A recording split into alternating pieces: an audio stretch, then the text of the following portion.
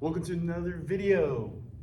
We're going to talk about enzymes, what they're used for, what they are, as well as something called Gibbs free energy. Enzymes are pretty important and very fun to learn about actually.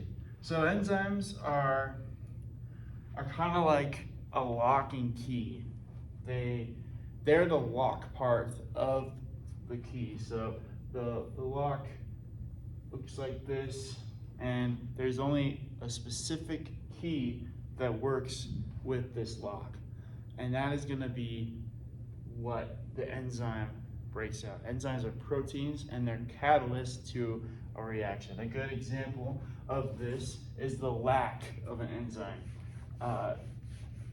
Lactose intolerant is something like I feel like lots of people deal with. And lactose intolerant is like dairy makes their stomach feel bad. But why is that? Why is some people can break down dairy, some people can't? That is because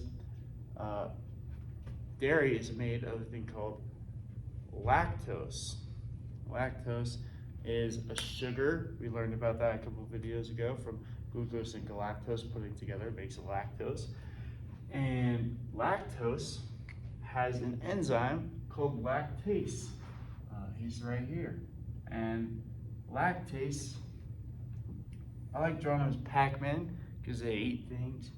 And lactase takes the lactose and it attaches to it, and it speeds up the reaction of breaking down it into galactose and glucose.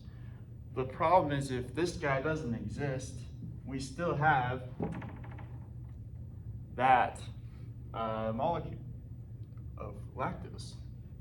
But this doesn't speed it up, which means your body has to break it down without the enzymes to do it. And your body has enzymes for like everything. It has protein enzymes, it has fat enzymes, and losing this enzyme makes it much slower to break down, and it starts breaking down more in your intestines, and that's why your stomach bloating and all the bad things that come with lactose intolerant come from the lack of this enzyme. Enzymes are used all over the place, and without them, your body would struggle just like it struggles to break down dairy. The key and lock system. The nice thing about the Pac-Mans is they can eat it up and they can be used again. And they're a very, very conservative resource because they don't just eat it and die. They can be used over and over and over again. And that's where like acetylcholinesterase, synaptic cleft, all these things are they're very much needed to make sure that your body works correctly.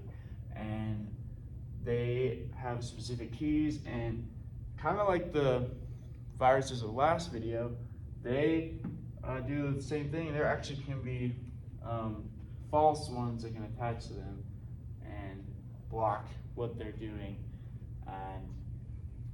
or they could be oversaturated too. That's kind of also what happens with a lot of receptors and enzymes. They can be oversaturated. So the next thing we're talking about is it's using the second law of thermodynamics, which just means there's going to be entropy. Entropy just means that your room is never going to get cleaner, it's only going to get dirtier. So there's always going to be more disorder within a system. There's going to be less. So your room is never going to magically walk into your room, it's never going to be clean.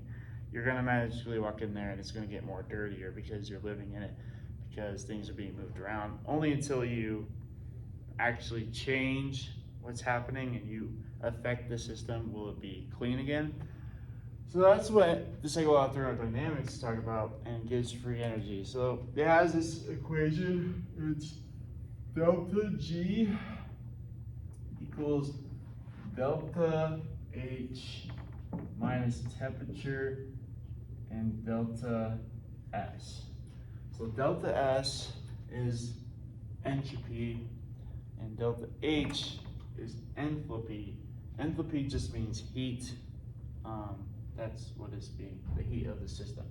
And Gibbs free energy in simple terms is just measuring if the energy in a system is spontaneous or at equilibrium, or it's like at an uphill. It's not, only way to make energy is to put more energy in. So as we can tell, something that is a good demonstration of this is boiling water.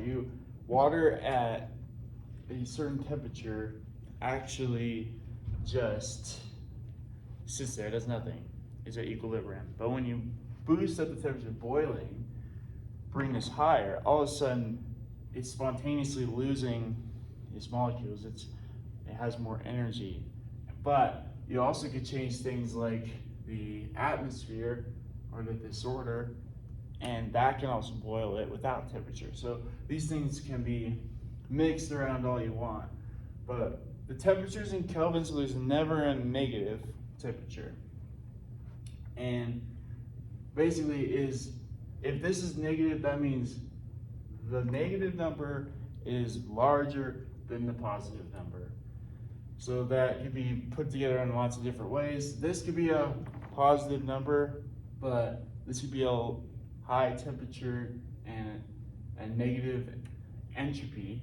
So a high temperature minus times a negative, that equals a negative. And if that is bigger than this, that's a negative reaction, meaning positive, or meaning it's spontaneous. But if these equal each other, equals 0, then that means this is equilibrium, nothing's happening. And if this is positive, it means that it's the opposite of spontaneous. You need more energy to be put in to make energy happen. It's like a negative system almost. And the enzymes don't really change any of this. They're kind of related, but not really. But the system in the body wants it to be negative. You want spontaneous. And you're going to do everything you can to keep these in order to make sure that the energy is flowing. And that's usually by eating things, by like plants, they need sunlight, they need water, all these things to make sure that they're spontaneous and able to become, get the most energy. So they're at this constant battle of keeping this in the correct specs, either temperature-wise, entropy-wise, heat-wise, to make sure that it works correctly. And that is Gibbs free energy and enzymes.